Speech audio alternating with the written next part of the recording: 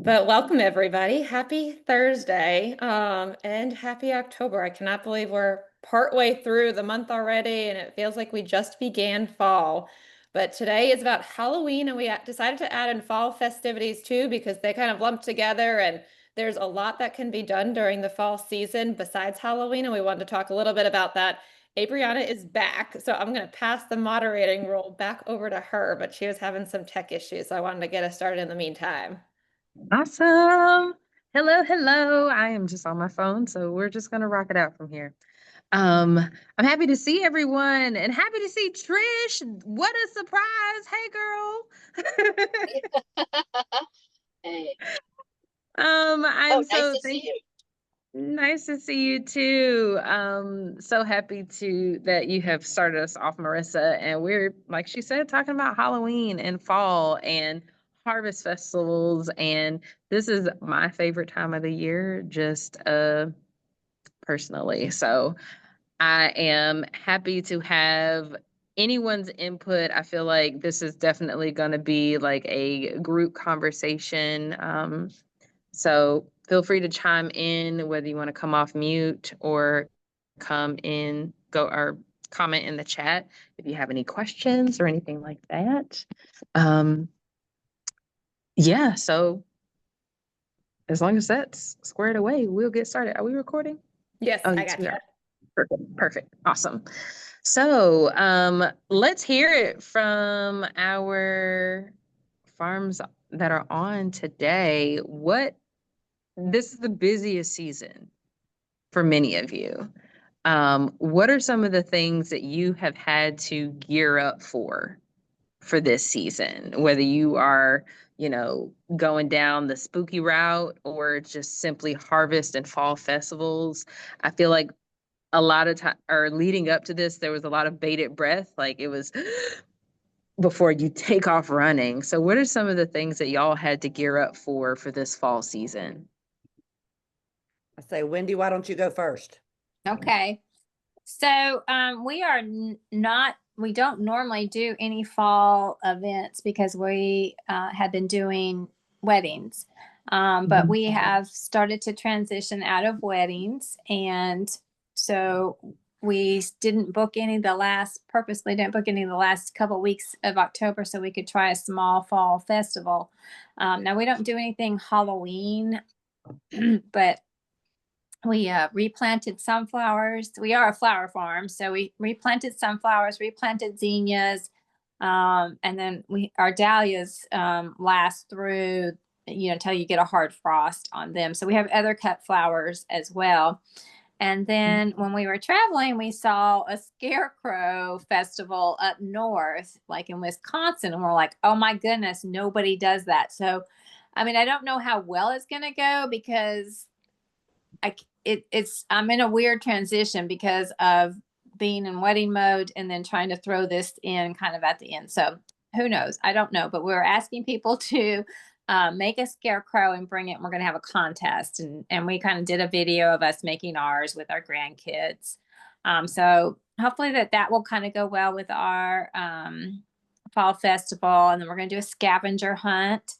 And then we've started our farm store thanks to Beverly and all her advice. So we have some maple syrup that we just try to get some fall things. And also we're going to do a pig picking and barbecue hamburgers and hot dogs. So we're trying to increase food just as another revenue, and beverages as well. We got our ABC license, so we'll be doing hopefully some yummy fall concoctions, just with beer, wine, and cider. And we have 2 workshops that we're doing, a pumpkin centerpiece workshop. So we have pumpkins. We did grow pumpkins. They didn't do very well, so we ended up having to buy some. But people can come cut flowers, and then we're going to show them how to make the centerpiece using their actual pumpkin. So one is tomorrow night and one is Sunday, and we did sell out on that. So I'm excited about that. Neat, neat. So I'm hearing a couple of things happening for you. You're doing the festival, and are you using the festival as like a launching point for the farm store, or has it kind of like softly opened already? So, well, we opened it, we did it with our other flower events, but we've had to close because we also use that room. We call it our banquet room. So we use it for food for the weddings. So, Mhm. yeah. Okay. Okay. Awesome. Mhm. Awesome. Beverly, do you want to share what you have been gearing up for at Millstone? Well, we obviously the gear up is huge. Fall season does for us probably represent 70+% of our business for the whole year, even though we're open a lot of it. So it's really important to us. So there is a lot of gear up with hiring, I would say would be one of those number one things is not only getting a staff for the season, but also training the staff. And we really put extra time this year into trying to be very intentional in our training. And did it work? I don't know. We're still learning, but we had a mission this year with our new staff we were bringing in. And I made a big deal when I see people of what's our mission. And, and that is to keep all these guests happy, every guest, every day. And, but we definitely do a lot of fall season stuff and we're around apples in September, pumpkins in October. Um, Halloween, we have played with Halloween for years. We have never been the spooky Halloween. We used to do like a little lit hayride, but we called it a happy Halloween hayride and movie night. And it was an after dark event that we would light up, but it was all very young child friendly. So come in costume. So there was nothing scary. And it did work for us. It was just this time of year, a lot of work.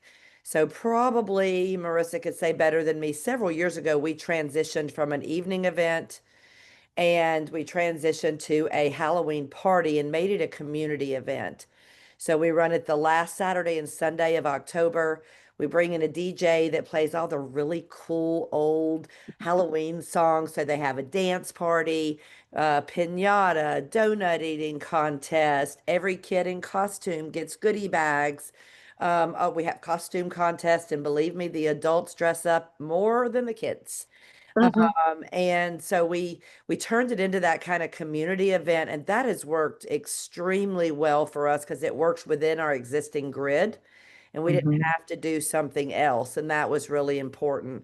Um, like Wendi, we do food and beverage, so we definitely theme out fall. And I think, it may start with a pumpkin or and I love the idea of the scarecrow thing, by the way. I wish I could figure that out because I think that's so cool. Um, but we do try to theme everything that we do. So from the apple cider donuts that we have to our apple cider mimosas, our sangria, apple cider slushies, wherever you are, you should see something that screams the theme of fall. And I know Marissa does some great posts. It's just talking about the flavors of fall, and those I think we everybody taps on them everywhere. But a lot of lead up to it. We're right in the middle of it now, a little past the middle maybe, and it's been very good. Yeah. You bring up a great point that, although Halloween is one of the holidays in this season, sometimes it doesn't fit into the demographic of people that are coming to or kind of traditional Halloween activities, the spooky late night things. Sometimes it doesn't fit into the audience or the clientele that you already have come into your farm. And sometimes Completely. you have to just experiment to And find it that out. not just fits your clientele that you have to look at, it also has to fit your business. So we Yeah. realized we had staff that were already working all day long at our busy season. I didn't have anybody and I can't have them stay that long. So I think for us, it was a combination of who our clientele was, of the type of event we would offer, but also how it was affecting our business and our staff. Hmm. Yeah. Yeah. I like that. So how do you so say, not doing the Halloween things, going into the fall season, how are you doing things that are standing out from other farms or just other fall fun options? Because our competition isn't just other agritourism farms, it's literally every other option of activity. Wendy, you want to take that one first? So I guess that's where we did the scarecrow idea. Um, and then flowers, usually sunflowers, a lot of farms, they do have them in the summer, which we do too, and it's just so hot. So it is hard to stand out. So I guess, you have to figure out what is your audience, who are you trying to pull? For us, we've never tried to, I mean, we love children here, but we're not necessarily trying to pull the kids. So we're just trying to do maybe a little bit older, not the younger group. But you're right. I mean, it's like for us to do Halloween with our location. I mean, nobody, I don't think that would fit for us. And downtown has, they open up downtown and then all the businesses and all the churches. And so that's just not something that we feel would be beneficial for us. But yeah, just trying to find that something different. I also came up with a tractor decorating idea that maybe we'll try next year with all the fall stuff. But we also decorate for fall. So the whole farm is decorated. And so we do a lot with photography. And so I think that kind of brings families and then that young college girls that love pictures, senior pictures. Yes. So, Yeah, and I would say, for us that it's a big deal to stand out, and I see more and more around us opening up. And my greatest example, probably 4 years ago, something like that, that we weren't selling out in our pumpkin event, and I really believe it was because everybody has a pumpkin patch. So that's when, after Wendi and Art had helped us, we obviously lean on our farming friends a lot. With sunflowers, the first year we did it, that I said, okay, I needed more. And so we offer now that it's supposed to be pumpkins, sunflowers, and we have the baby Highland cows out. So giving them 3 reasons to come. I can't say 100% it worked. All I can tell you is we started it last year and we completely booked out last season, and we are booking out this season. So making just not being just the pumpkin patch. Do we refocus, relook at what we do? But, the other part I would add to that is whatever we try to do, I may get ideas from friends, but we don't try just to go and mimic them. I keep using the word authenticity. We have to be authentic to who we are. And so uh, example, jump pillows, they work fabulous for so many farms. For my farm, that wouldn't work. And so I don't want to just have it because it's a thing or it's trendy. It has to also, again, fit my business and us being authentic to who we are as a farm. Like, we're fruit farmers first and foremost. Like, I know Wendi is a flower farmer, and that's who we are. We frame our other stuff around our core. Mm-hmm. I love that. I love that. So, we talk about this a lot. Like it's the agriculture first. And so if you are producing something that is, you know, harvest time is in the fall, then it makes it a lot more authentic and native to have programming and the agritourism part around what you're already producing. How have y'all with these new things that you're trying, what are some of the things you're doing to bring people into the fold, whether it be, marketing on social media or doing some different experiments? yeah, for us, we do a lot on social media. And we have been lucky so far that we don't really pay to do any advertising. We just have a strong social media following. And then through our website, we can also send out a newsletter. So I sent out like a newsletter with all of our fall activities and Christmas activities that we're doing, because we've changed that up too. So it's just something different. I don't think our customers, we did try to tell them when they were here in the summer, we were going to do a fall event, but that was our way of getting it out there, was just social media and a newsletter. Mm-hmm. We'll see. We'll see how it works, because we haven't had it yet. And we do the base of the social media. The newsletter is really big. Marissa obviously runs that type stuff. And we do get that. Is we don't do a lot of paid advertising either. Occasionally we might try something, or if it's staff member that's on the yearbooks staff will buy an ad in the yearbook. And but I'll tell you the really weird thing that happened to us on the marketing front this year on talking about, we always book out fall events, but like my peaches, I never have booked that out. And we offer peaches, sunflowers, and again, baby cows. And but we had some people through here that put up a TikTok, and I don't know, I mean, the word influencer is so buzzy right now. I think you have to keep it in perspective, but um if you go look at the TikTok page and pull up your business, and I was shocked today looking at it. This one was posted 20 hours ago. This one was 3 days ago. I could tell by what we were doing. It was this past weekend, and there had to be 10 to 15 of them. Now, were a lot of those getting a lot of followings? No, but we had one, and I'll get Marissa to share the data.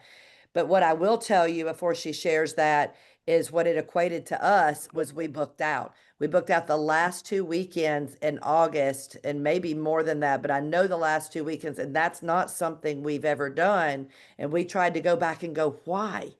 Because you want to do it again, obviously. Successful. But we and Marissa share the details on this person that and the following it got. I was trying to pull it up to see if it had updated since we had it originally, but it was an Instagram reel that she may have shared to TikTok too. But the only thing that we could kind of figure out of the correlation was this one video, and it was actually not about peaches. It was about our apples, because we had summer apples, but it had Highland cows. But they focused on us, and she did kind of a voiceover of, oh, they also do this and they also have this. And so she pretty much did a walking advertisement for us, which was amazing. But it had, as I pull it up here, 24,800 likes and then over 27,600 shares. So it just Wow. went crazy.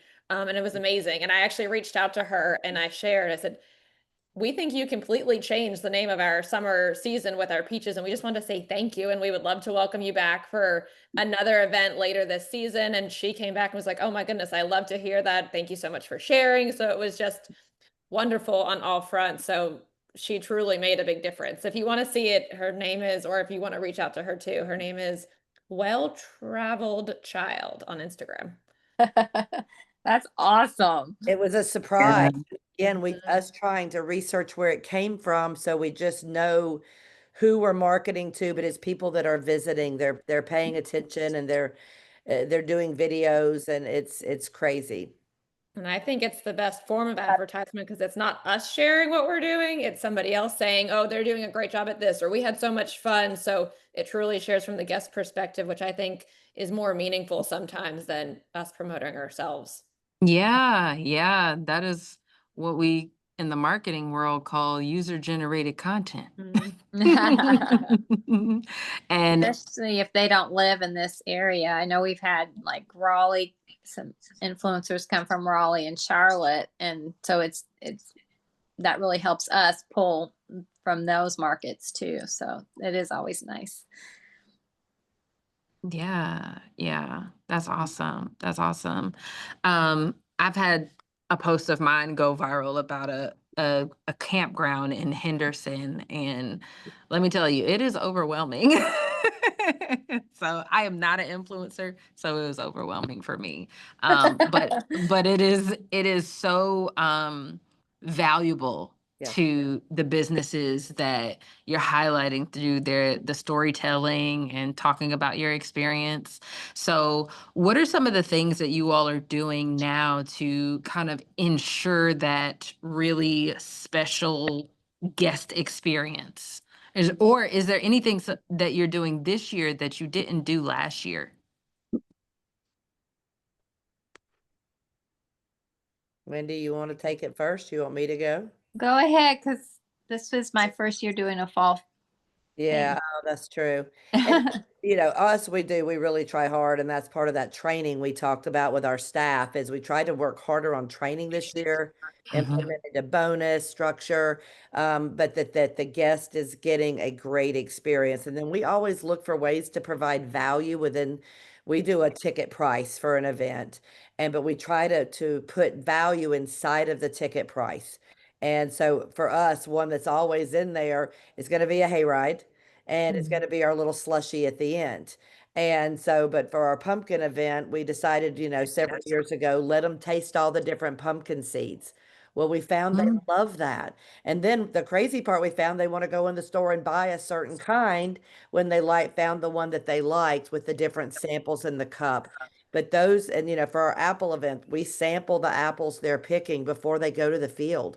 So Mm. we love that tasting component to an event. So we really try from the beginning of their event to the end to have something interactive. I want it to feel very valuable. Marissa, what would you add? The one thing I would add for apples this year that we realized last year is, and again, the way our event is structured, they take a hayride. So we start with the sampling, they take the hayride, they are dropped off at the orchard and they pick, and we run on a 30-minute increment. And so some families, when they buy their apples, it's 4 people and they buy a quarter peck bag, which is 3 pounds. Some families will buy like a quarter peck for each person. So then it's 12 pounds. So they pick at different rates. And depending on the size of the field, some pick faster, some pick slower. So we decided to add a craft in the field this year. So for the families that finished faster, it wasn't like they're like, well, now what do we do for 15 minutes?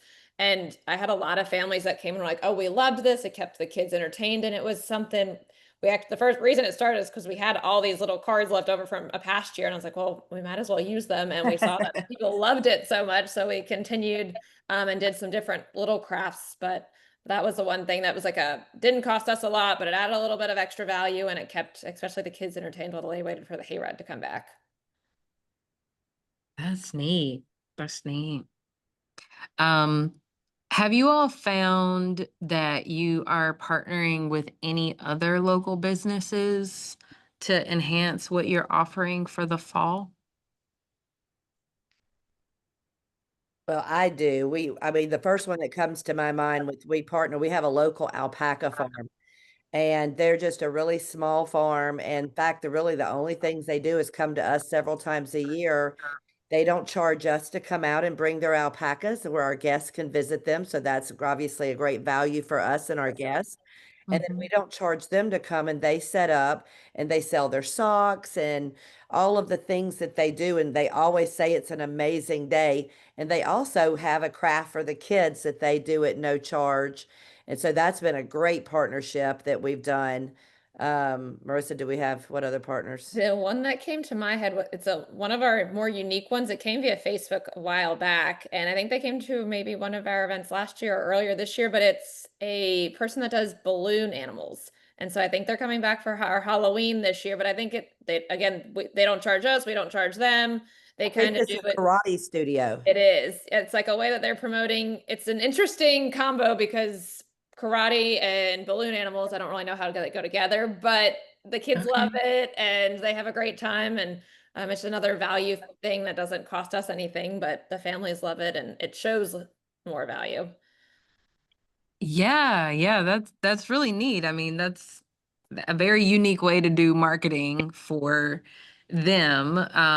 But value add all around. So that's really cool that y'all have those relationships. Wendy, do you have anyone that you're partnering with this year or that you've partnered with throughout the year to kind of enhance the offerings on your farm? Yeah, Cellar Creek would be who I would think of, and they have the Highland cow. We have a Highland cow that we bought from them, but we don't offer her like for out in the field as and like for people to pet and stuff. They could just see her on in the pasture or have her come up. They can feed her and stuff. But anyway, they come and they bring their cows, and they offer cuddle time and stuff like that. And they don't charge us to come. We don't charge them. And it's kind of the same thing, especially when they had just started out. I think we were the first farm they came to, and it was just a way to get them out there too. And yeah, it's crazy how people love these cows. And every time they came, we were just Mhm. packed. So our tickets would sell out too. So it's interesting how you could just help they helped us and we helped them. And then there's a lady that cuts our flowers and then she preserves them. And then she's made these really cute, like shadow boxes and sun catchers and stuff like that. So I let her come pick the flowers and then I sell her things for her little shadow boxes and stuff in the farm store. Um, those are really the only two that we partner with. We don't get sponsors. We don't do anything like that. It's a good idea though. Elma's really good at that. Yeah. That's always an option, right? When you are looking to kind of enhance the experience, but also don't want everything to come out of pocket. And a lot of businesses, especially the boring ones, who they're like, I don't know, insurance. They're Yeah. like, we're just trying to get people to like us and know about us and leverage or utilize our services. So let's sponsor something that someone who is actually interesting is doing. Mhm. So that's always an option. Um, you know, I feel like one of the things that is top of mind for a lot of farmers right now is the way that the climate is changing and how, dealing with the recovery in Western North Carolina and just how the weather seems to be just a lot less predictable than before. How do you all manage that part of your experiences dealing with the weather? You go. Whew. Yeah, that's it's always, it's tough. That's the hardest part about farming and then opening your farm up. And for us, we're a small farm and we just learned a few years ago that we have to pre-sell tickets because we only are going to allow so many people here on our farm at a time. And so when you throw that in and you're selling pre-selling tickets, and they are non-refundable tickets unless of course we would have to close the farm for a weather event. um it's makes you anxious, I'm not gonna lie. I mean, it's hard, and with the weather changing so much, um it is tough. So we just try to work around it. We try to change, if we can reschedule people. But that was one of our things this summer. It was just so hot. And then we had all those thunderstorms. So it wasn't, if it's raining, it's one thing, right? No, but you throw in that thunder and lightning, you can't have people out in your fields. And Mhm. so that's one reason we're like, well, maybe we'll have a small summer thing and a bigger fall thing. I don't, so it's just playing with it and trying to work that out. But yeah, we're definitely at the mercy of the weather. It's tough. And obviously us too. I mean, we live and die by the weather around here, and even just a good call for rain on a day, it's going to affect the number of people that come out. Because I'm sure Wendy's pretty close to the same. Most people drive a considerable distance to get to our farm, so Mhm. not that we're not the neighbor. That they're taking a hike to get to us, but for us, it's very hard with weather because we do like Wendy, we're pre-ticketed. So we have to deal with it, and we've only had one. So there was a Saturday morning, Marissa will tell you in a minute. It's a couple weeks ago, but we had apple picking that morning, and then we were going to move into pumpkin picking. The weather looked extremely bad, but it kept getting better. So you don't want to call it too early because the weather changes every 15 minutes. Um, and so we kept watching it. We did end up have to saying, hey, we'll make a call for the morning one at 6 o'clock. We're both up at 6 o'clock, notifying guests, adjusting staff, all of the things. And it is so hard to do a reschedule. So it's really tough. Luckily, that day we only lost our morning session and we were able to run our afternoon session. But because of the call for bad weather and it was overcast, our numbers were limited because people don't want to take that risk. And I get it. You're going a long way and you want to make sure it's going to be a nice day. So weather is hard for us to do reschedules and stuff. We have knock on all the good stuff. It's been overall a very beautiful fall. Awesome. Awesome. I love that. Beverly, you mentioned earlier that fall is like 70% of your business within a year. How do you even, as a operator from the operator's perspective, how are you just able to either allocate your resources because of that, or like what does that even look like to have so much of your business hinging upon a very small time period? Yeah, I mean, it's just crucial to pull out those days because, right now we're to the phase of it that the money that's coming in now goes in for us for budgeting to pay for our farmers through the winter. We close down, but we still keep 4 full-time farmers on. And, the overhead of the farm, even though we're not welcoming the public, then still goes out. So, we have to budget accordingly, and these numbers help that drastically because yes, look what happened in Western North Carolina last year. And one of the articles, the name of it is You Can't Repeat Peak Season. And peak season, you have that window. If we lose a weekend, for us, it equals X amount of dollars. You Mhm. don't get those dollars back.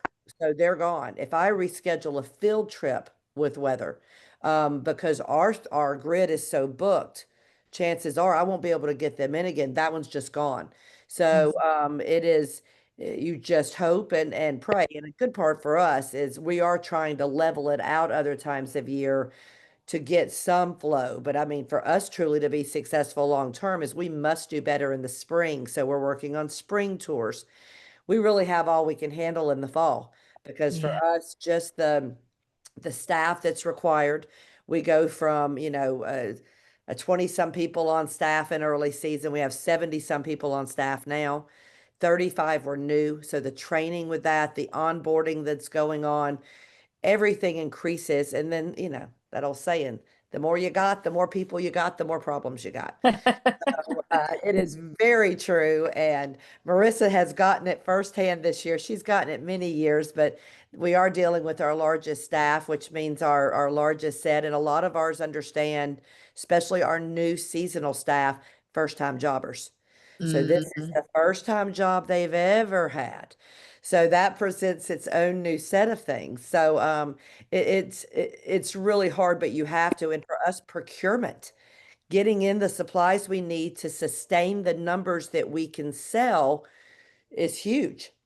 It is really hard to keep all of those things running in line to get the supplies in every weekend, whether it's my cookies or dipped apples, which most of those we're outsourcing to local people that we know that are doing it, is a real challenge to try to put everything into that 6 to 8 weeks. That's a huge thing to think about. Wendi, what is the dynamic for you? I know you said that you all do a lot of weddings, but as far as your, spectrum of the year, Mm-hmm. So how for much are you doing in the fall? Yeah, so for us, our spring is our main event. So it's the tulips. Hmm. So that is where I would say it's 80% of our income comes from that event. So luckily for us, if it doesn't go well, we do have the whole year to maybe try to come up. Well, we won't recoup that, but we could at least try to come up with doing some other activities. And then next would be weddings. We are taking a leap of faith and um, ending. We're not taking any more weddings after we have 2 next spring, and after that, we're only going to take small micro weddings or elopements. So we'll see how it goes. But yeah, it's just like Beverly. I know we just keep talking about each other, but like her fruit, and it's like you get a late frost, and it takes out some of her fruit. I mean, the same thing with tulips. There's a virus that they can catch, and so you get that virus, it will wipe out your crop, and so it's tough to think about all that can happen. But there's your faith that that For it's going us, to be I think as a we good look at year. things, we focus on multiple revenue streams. And Wendy's saying it. Wendy's getting into that first part of really taking that leap of faith and going, we want to go into agritourism, different events versus just the Hmm. weddings to spread out. And Hmm. that's what we've been working on for years because we need to do the same thing. We need to spread our time out because she's right. If we get that frost a little over 2 years ago, I mean, we lost 100% of our peaches and 90% of our apples, and I think 60% of our berries that season due to late freezes. And so no control. So, but if you have those multiple revenue streams, it's not a good year. You're not, like she's talking about, not recouping. We can't recoup that. However, you get enough off the other stuff, you live to fight the next year where you have a shot to make it a better year, which is what I love about this job, by the way. I don't know any other job you get a fresh new shot the next year. It may be great, it may suck, but you get a brand new shot every year. So it is really important when those bad years come that you're ready. That is so true. So true. Let's talk about food for a little bit, because I know that you all have the cider house and you're doing the um, apple cider donuts, and that's just a really big thing in the fall. In what other ways are you bringing food on the farm? Well, for us, yeah, that we did starting last year, we decided to do it all in-house. Before then, we had done food trucks, we've done nonprofits Mm, coming in and selling hot dogs. We've done all of the things. However, this was we decided after a lot of A&A conferences and people we meet and people we talk to that that is another revenue stream. And we're a little over a year into it. We were already doing the sweets and treats. And donuts do very well for us. I mean, Marissa will tell you, almost 13,000 dozen donuts in a season. It's crazy the amount of donuts that we push through, and they have great profitability, but they're work. But that type of stuff in cider, we've been doing that a long time, but bringing in real proteins and doing alcohol was a different level. And it's good. It's good. It's hard. We're better this year than we were last year. And I'm going to mhm. guess we'll be better next year than we are this year because we're definitely in the learning phase, but we're functioning at a very high volume compared to even basic restaurants, and we're only operational 10 hours a week. So we do a lot of food out of these locations, and but it's a very good thing if you can get into a food, if it's kettle corn, anything you can do and you're doing yourself, you have an opportunity because you're already doing all the effort to get the people to your farm. So don't give that money away to somebody else coming in if it's something that you can do. It just would be beneficial for you. And Wendy's new in the food business, but I mean, we're following them. She did a brunch before me, so I've got a little bit of brunch envy right now. That's what I was thinking, because I know you mentioned you're having the pig picking for your festival, but I was Yeah. curious if you even like farm to table dinners, and you're catering to an older crowd, so I can see Hmm. why you are going down this more workshopy, really kind of Hmm. curated event Yeah. lane. We've done a Mother's Day tea for, I think, 5 or 6 years, and it's a big event for us. I think we end up having usually 240 people throughout the day. It is pre-sold tickets, and it is like a traditional tea. We do have to bring a caterer, and there's just no way we feel like we could do that. And then of course we throw in our flowers with that. They get to make a bouquet of flowers that we've already cut for them. They just go through a line. So that was kind of our first like experience with food, and we felt like nobody was doing that and it was needed. So it's just trying to find those things. And then we did do a farm to table dinner this year. We did grow all the food, and then we brought in local farms for the meat, and then they came and they spoke during the dinner. It was really fun. It was a lot of work, and we probably didn't make enough money because we brought in a caterer, to be honest.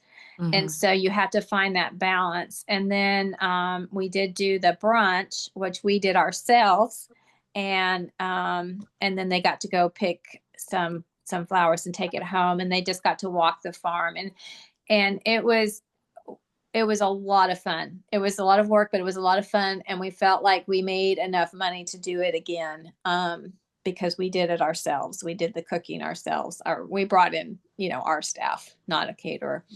Hmm. So we've done that. And then I think 2 years ago, we started with just like the state fair donuts. And there, and Beverly's right. I mean, people love those things. And so you you can make you can make good money on those. And so we did that, and then this is our first year we did the slushies. Beverly's been after me to do it, but we didn't have a space inside and we needed that. Slushies are awesome. So just even if you did a few things, and then we would do snacks, but we've been pulling our temporary food permit. So we did pizzas, and then this time we're going to do hamburgers, hot dogs. And so we'll see. I think it's super important if you bring them in, and you just need to offer more things for them and for people. And I think that they do enjoy that. Yeah. And I think she hit the nail on the head. They want to stay longer, but you have to kind of give them a reason to stay longer. And part of that is food. Yeah. They eat and then they have to let their food settle. Then they want dessert if they haven't gotten it already. Yeah, you're exactly right. You're exactly Yeah. Oh, right. we did ice cream too. And we partnered with, or we got it from a local shop here in Oak Ridge. They're in Oak Ridge, but they make all their ice cream in-house. And so they kind of really helped, because it was our first year of lavender. So we did a lavender honey ice cream. And just, if you just play into whatever, I've heard maple is the new pumpkin spice flavor. So I'm going to try to play in the maple thing. So yeah, it is kind of fun. Sweet potato is right there. Right there. I'm definitely a sweet potato girl. I think one of our hard ciders that we got from the distributor, what was it? A maple bourbon hard cider? But it was just because the cider was cured in a bourbon barrel. It was cool, but it made me think of that. It was very sweet. How did it go? Did it sell well? Sold out and can't get any more. Oh my gosh. I knew it. Unbelievable. People love the names. Yeah. Oh my gosh, I love it. I love that too. I definitely would try that, And I don't know, I don't know how many people are on here, but hopefully people watch it or whatever. But there's a newsletter that goes out. It's Agritourism Today. Is that right, Beverly? And it's really good. It's a good newsletter, but they give you a lot of trends, and a lot of it is with the food and what is trending. So I would definitely subscribe to it. Yes, it's a lot of reading. Wendi sent it to me the first time and looking at it, but it'll say people this age group, what are they looking for? It does. It has so much great data in it. I highly recommend. I love that. I love that. Is there anyone else who has some insight or questions that they want to share about either what they're doing on the farm, or curious of something that Wendi and Beverly are doing on theirs?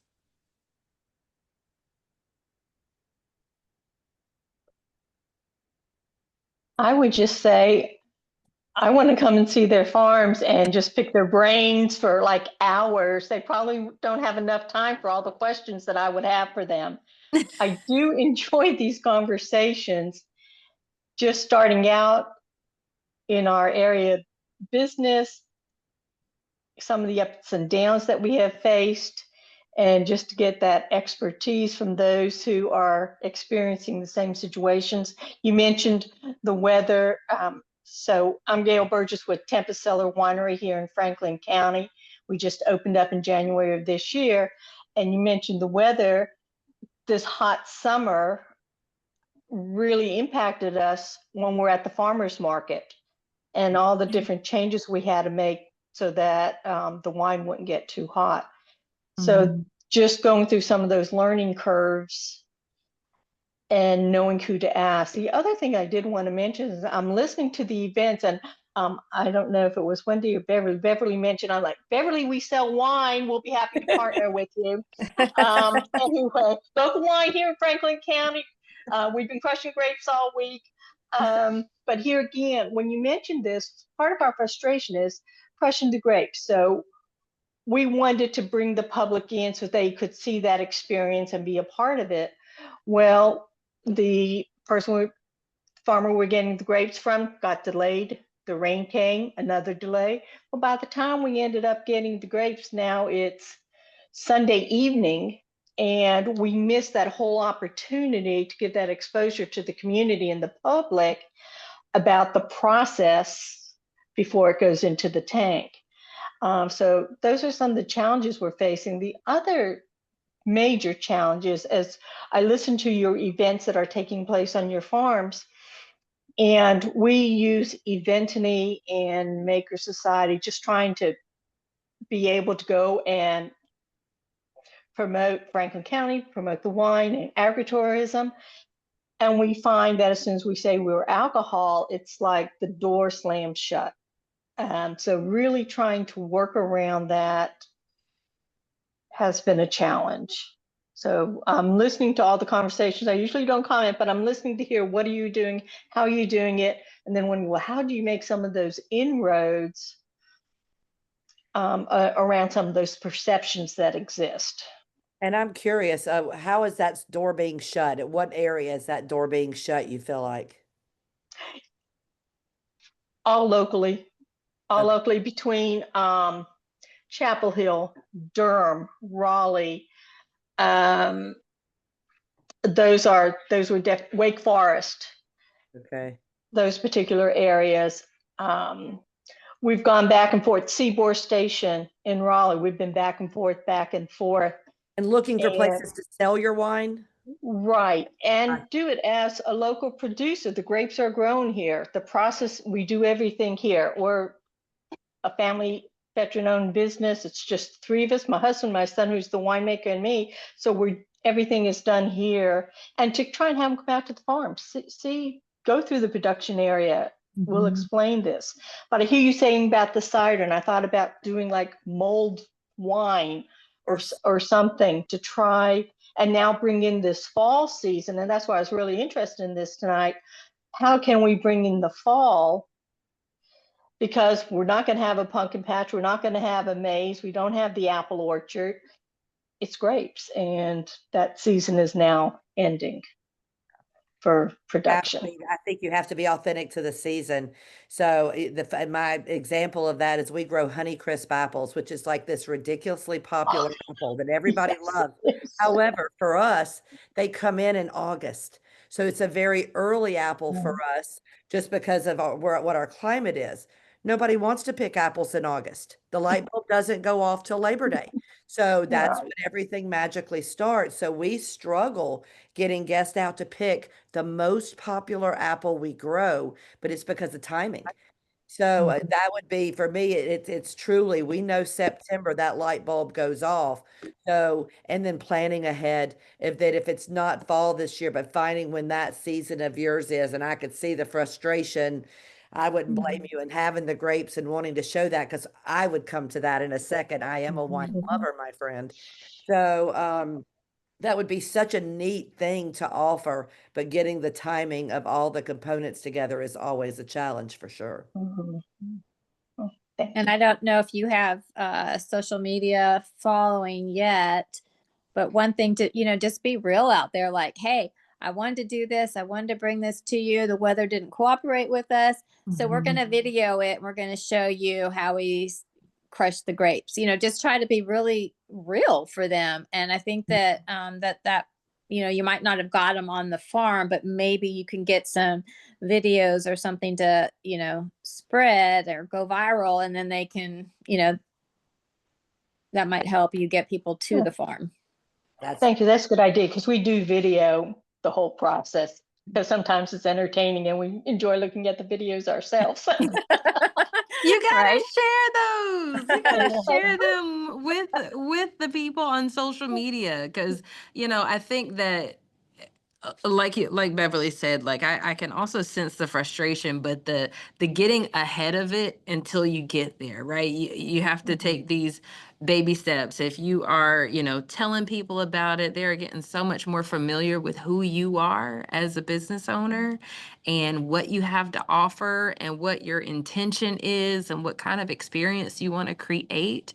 They'll start to say, hey, okay, well, let me at least check in to see what they've got going on. Okay, it was delayed this week. Let's see what we could do next weekend. And you can start building that rapport with people, even if it feels like it's these imaginary people, right? You can't see them, but when they go looking for you or looking for something in that area, they have something to look at. So that's definitely a great place to start. So from a public relations point of view, if we put it out there and whether it's out of our control and we have to delay, or then we say we have to end up canceling and we put on a video, that would be something okay to do with the public. Yeah, but I mean, it sounds like what you were thinking about was a particular event, right? To say, come Right. out here and Yes. help. Mhm. It doesn't even have to be that grand, honestly. It says, hey, this is what's going on the farm. And you're saying, like, okay, we thought we were going to have grapes early, but we didn't because of the weather. This is the reality of farming. Like, you can be that transparent, and that's what really connects people to your mission and, being a local farm, being a veteran-owned farm, helping them get to know that about you, just sharing that and saying, okay, now this is a process. This is how silly we are because we are delirious because this is 3 weeks behind. And so now we're having to bust our butts. So come out here and have a tasting or come watch us as the wine is going through the crusher into the The stemmer and simmers. Yeah, into all the that. vat. Yeah. So our Yeah. next event, we plan to try and have people come out while we're bottling, because we hand Mm, bottle ourselves. So, yeah, you could do and that and then like have a put your own sticker on a bottle situation. Have people customize their own things, like let them go home with something that's really unique to them and unique to that experience. I mean, that's sign me up for that. there's an art to bottling, is all I'm going to say. Yeah. So But many it's fun. possibilities. And then with Thank your you. mulled wine, yeah, I would have like I don't know if you have a fire pit. I don't know. I would have a look, even if it's a small event. Yeah, people, Mm-hmm. we're gonna do that we're doing a Christmas dinner. We're gonna have mulled wine and put them on a hayride and do a little lighted hayride. It's not gonna be like we're not going overboard or anything, but just Yeah. it'll be fun. Or even sharing recipes, either recipes for the mulled wine There you or go. I like like that this idea. is how you can make your mother-in-law jealous because of your sangria. I don't know, but Make your wine slushy. yeah, something that is just fun and captivating and you should have fun doing it too. Yeah, we do like doing this. Just getting through the challenges. Thank you all. I do appreciate all of your input. Of Can I you love course. these do wine? sessions. Can you do wine slushies at the farmer's market? Like we were saying, it was hot and the wine. Could you offer that or no? No, we can only offer ABC laws. We do the 1.5 ounce tasting, and then they have to buy the bottle. Okay. Yeah. Lots of ABC regulations. So Very true. Very true. All right. Well, are there any other questions or things that you want to share about what's going on your farm and any way we can offer some insight?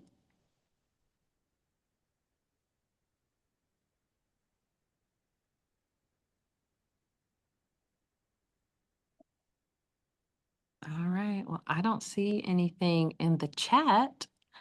So I just want to say I am appreciative that you all came out this evening because there is so much going on right now in agritourism and on our farms and between harvests and events and just trying to manage the people that are moving around in your spaces. So thank you for coming out and spending some time with us this evening. If you're watching this replay, thank you for taking time out of your day to watch the replay. This is part of the benefits of being a member of ANA. We get to have these conversations and learn what other people are doing on their farms, what's working, what's not working, what's something they're experimenting with. And I just hope that you are getting some of that insight and able to apply it to your own operation. So if there's no other questions, I'm gonna let y'all go 3 minutes early.